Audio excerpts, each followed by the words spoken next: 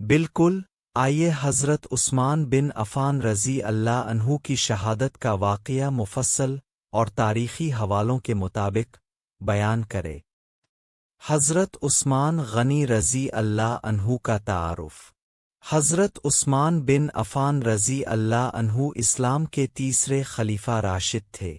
آپ قریش کے معزز خاندان بنو امیہ سے تھے۔ لقب ذوالنورین آپ کو اس لیے ملا کہ اپنے یک کے بعد دیگرے رسول اللہ کی دو صاحبزادیوں حضرت رقیہ اور حضرت کلثوم رضی اللہ عنہما سے نکاح کیا۔ آپ جلیل القدر صحابی، بہت سخی اور نہایت متواضع انسان تھے۔ حضرت عمر رضی اللہ عنہ کی شہادت کے بعد شور کے ذریعے آپ خلیفہ منتخب ہوئے۔ آپ کا دور حکومت تقریباً 12 سال 24 ہجری سے 35 ہجری رہا۔ پہلے 6 سال میں بے مثال فتوحات اور خوشحالی رہی، مگر آخری 6 سال میں فتنوں نے سر اٹھایا۔ فتنے کی ابتدا۔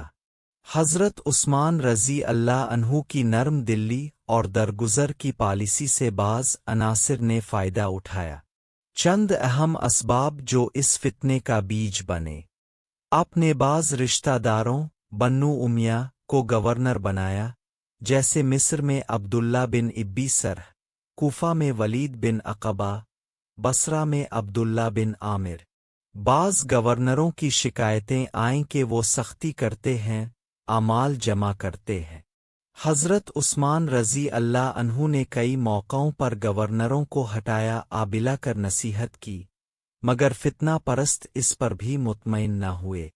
سب سے بڑا کردار عبداللہ بن سبا، یہودی الاصل منافق، نے ادا کیا، جس نے مختلف شہروں میں خفیہ تحریک پھیلائی کہ عثمان رضی اللہ عنہ سنت نبوی سے انحراف کر رہے ہیں۔ اس نے قبائل کے درمیان عصبیت بھڑکائی اور جھوٹی خط و کتابت کے ذریعے بغاوت کو ہوا دی۔ مدینہ پر باغیوں کا چڑھائی۔ 35 ہجری میں باغیوں نے 3 اطراف سے مصر، کوفہ، بصرہ، مدینہ کی طرف کوچ کیا۔ وہ پہلے حضرت عثمان رضی اللہ عنہ سے ملے، مطالبات رکھے۔ آپ نے بہت نرم لہجہ اختیار کیا اور کئی باتیں مان لے۔ اہل مدینہ بھی ان کے خلاف تھے، مگر عثمان رضی اللہ عنہ نے قتال کی اجازت نہ دی۔ باغی نکل گئے، لیکن ایک جعل شدہ خط جسے عثمان رضی اللہ عنہ سے منسوب کر دیا گیا ان کو راستے میں ملا، جس میں لکھا تھا، ان باغیوں کو قتل کر دو۔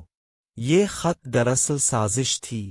عثمان رضی اللہ عنہ اس سے بری تھے۔ باغی پھر مدینہ لوٹے اور آپ کے گھر کا محاصرہ کر لیا۔ حضرت عثمان رضی اللہ عنہ کا محاصرہ۔ علامت اختیار بیضاء تقریباً 40